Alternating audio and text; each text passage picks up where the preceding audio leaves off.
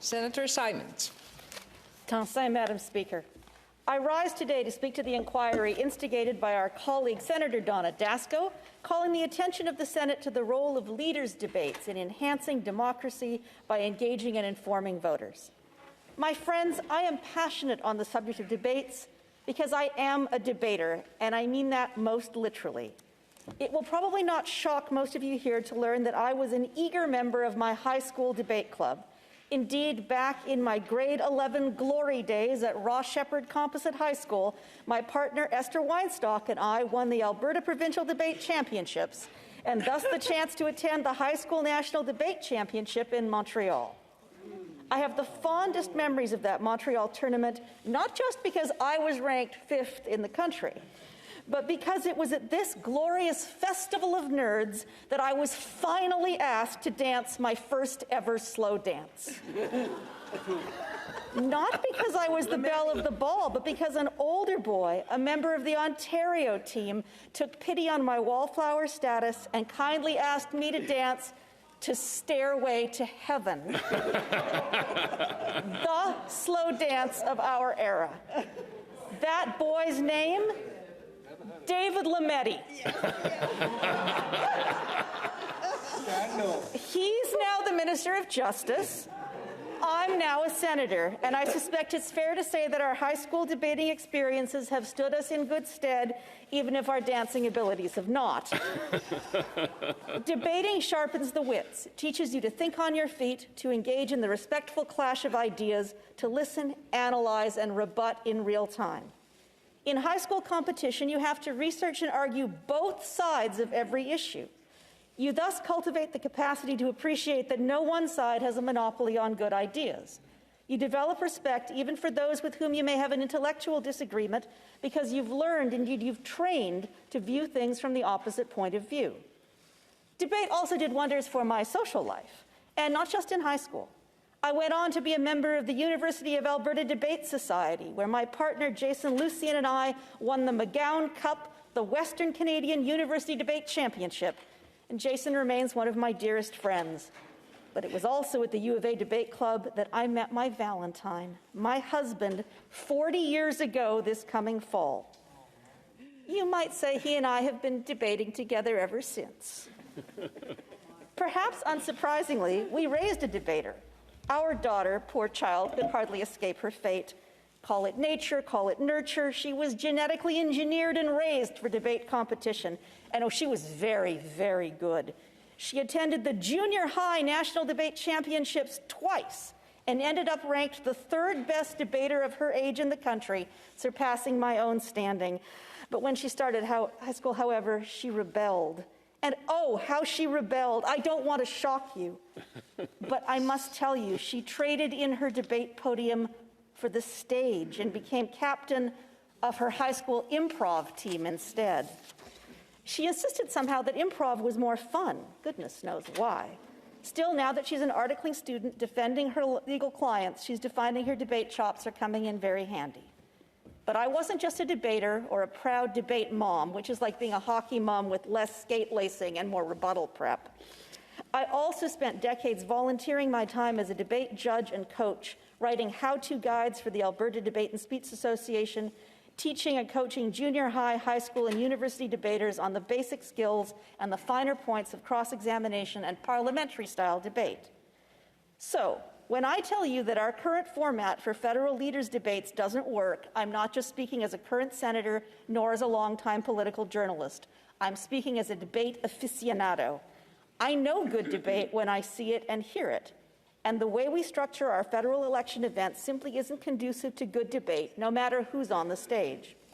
There is no clear, clean clash of ideas. There are few opportunities for direct engagement at all. There's an over-reliance on pre-memorized talking points and canned answers, so we don't always have much chance to see candidates thinking on their feet and grappling with opposing points of view. Part of the problem, of course, is our increasingly multi-party system. A conventional debate works best when you have 2 opponents at a time, and those days are long gone. When you have 4 or 5 or 6 rival leaders on stage, shouting each other down, squeezing each other out, it's hard to come up with a format that allows for one-on-one argument and refutation. But then, and I say this with all due respect to the various journalists involved, we don't really have a debate at all. We have questions posed by journalists, sometimes good questions, sometimes not. Then things degenerate into a sort of competitive press conference to the death, where the rival leaders fight to give the best soundbite answer, even if that response has precious little to do with the question they were asked. And then as soon as the debate is over, each leader's partisans take to social media to trumpet the victory of their candidate. And the pundits immediately begin their instant analysis. And by the next morning, millions of Canadians who never watched the debate in the first place are convinced that they know who won. Why do we attach so much importance to leaders' debates in the first place? After all, I think we in this chamber know that oratorical skills, while very handy, aren't actually the litmus test for a great leader or a great prime minister. You can be a fine, a witty, a charismatic public speaker and be a disaster at public policy creation or caucus management. Rhetorical flourish doesn't make you a good economist, nor a sound military strategist, nor an expert in jurisprudence. And yet we demand that our leaders engage in these ritualistic public speaking jewels. Why? Perhaps we can blame or credit the Greeks and the Romans, on whom we base so much of our modern democracy. In the Athenian agora or the Roman Senate, rhetorical skills were deemed a mark of intellect, of leadership ability, and seen as a path to political power, whether they were deployed to convince an elite audience or to inspire a mob. And long after the Acropolis had crumbled and Rome had fallen, the myth and romance of the ancient world informed and inspired the English aristocracy, who over centuries modeled their parliamentary notions on classical ideals. Which is why, even today, in the multicultural, pragmatic Canada of the 21st century, we expect our leaders, our prime ministers, to follow in the models of Aristotle and Pericles, Cicero and Caesar, to show off their prowess as orators and win verbal sparring matches. We ask them simultaneously to entertain us and to prove their worth. And yet, it is undeniable that in our age of television, live streaming, and social media, a good debate performance matters, politically speaking, when it comes to shaping public opinion. Back in 2011, Alison Redford was vying for the leadership of Alberta's Progressive Conservative Party. Redford's mother died the night before the televised debate amongst the leadership contenders. Some expected her to pull out. Instead, she showed up at the studio and so impressed the TV audience that she ended up overtaking the 3 male frontrunners and becoming Alberta's first female premier. It must be said, a lot of Albertans waited a long time to see the same qualities that Premier Redford displayed that night play out in real life. But there is no doubt that the grit, the composure, and compassion voters saw helped propel Redford to victory. In Alberta's 2015 election, it was Rachel Notley's fierce and funny performance in the leaders' debate that fueled her landslide victory. Although you could also say that the debating failures of Conservative leader Jim Prentice and Wildrose leader Brian Jean did a lot to make Notley Alberta's first NDP premier. I remember my father of blessed memory, a good red Tory, called me up disgruntled the morning after the debate. "It wasn't fair," he grumbled. "Why not?" I said. She was just so charming," fumed my father. "She was impossible to beat." My dad wasn't the only one to think that. The night of that debate, Alberta's current premier, Danielle Smith, was working as a TV pundit providing live debate analysis. "I'm in a room full of business conservatives," she said that night. "Feedback so far is the men look grim and Rachel looks great."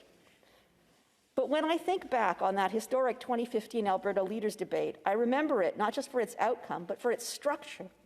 The debate had 4 participants, but the format allowed them to face off one-on-one, which allowed for some genuine clash of ideas and personalities.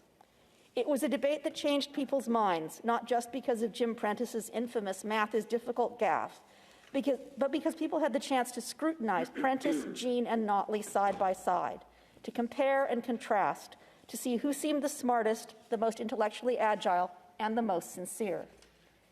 So, despite all the superficialities and frustrations of our TV debate culture, I still believe that political debates can have a real role in showing us a candidate's grace under pressure, their quick-wittedness, and their ability to connect with people. But if we want these TV debates to continue and to provide meaningful context, we need to have a long, hard discussion about their format, their structure, and their ultimate purpose. We need a debate model that really allows for a clash of ideas, one that forces leaders to defend their platforms and their principles, And we need to make sure the leaders do that work, not the journalists. We need to hear the candidates in candid, unrehearsed conversation with each other, thrusting and parrying. We also need strong, tough moderators who will keep people to time, crack down on bullying, and generally enforce the rules of fair debate. We don't want to sit through long, boring, prepared sermons, nor do we want a shouting match free-for-all. No, what we want is debate at least as good as it was in my daughter's junior high. That shouldn't be too much to ask, nor too much to expect. My thanks to my friend Senator Dasko for launching this inquiry and for allowing me this little chance to reminisce. Be it resolved, then, that this House believes in the power of political debate and in the necessity of finding a way to make it work for the 21st century. Thank you. Merci. Hi, hi. Sénatrice miville-dechene. Sénatrice Simon, accepteriez-vous de répondre à une question? Oh, s'il vous plaît. Sénatrice Dechene. Donc, comme vous, j'ai un grand intérêt pour les débats électoraux. Toutefois, je dois vous dire que j'ai d'assez grandes inquiétudes depuis qu'une commission mandatée par le gouvernement, une commission indépendante, s'occupe de ces débats, qui me semblent de plus en plus formatés, de plus en plus artificiels, où on n'arrive pas vraiment à entendre la voix vive des candidats, où il n'y a pas d'affrontement, tout est mesuré de façon extrêmement scientifique, mais franchement, c'est peu enlevant. Et en plus, dans le débat anglophone la dernière fois, il y a eu une bourde terrible, due, je crois, à la grosseur de l'événement, où il n'y avait pas assez de journalistes qui étaient vraiment en charge. Donc, que pensez-vous de cette formule actuelle qui, moi, me déplaît souverainement? It's a very good question. I didn't really delve into this in my speech. I was having a little, perhaps too much fun. Whether having a commission is actually the best strategy as opposed to letting, individual broadcasters or journalistic organizations organize the debates. Now, I know that someone close to your family was involved in the recent provincial debate in Quebec as a journalist crafting very careful questions. And, what is the expression? A camel is a horse designed by a committee. It may be that there are too many cooks. The challenge is when you have this many leaders, getting them all on stage at one time, when it's not necessarily in everybody's strategic interests, is very difficult. And, the fact that we had only one English language debate was, to me, very frustrating, since I have, apparently an unslakable, thirst to quench. I always find watching the Francophone, the French language debate, often much more interesting.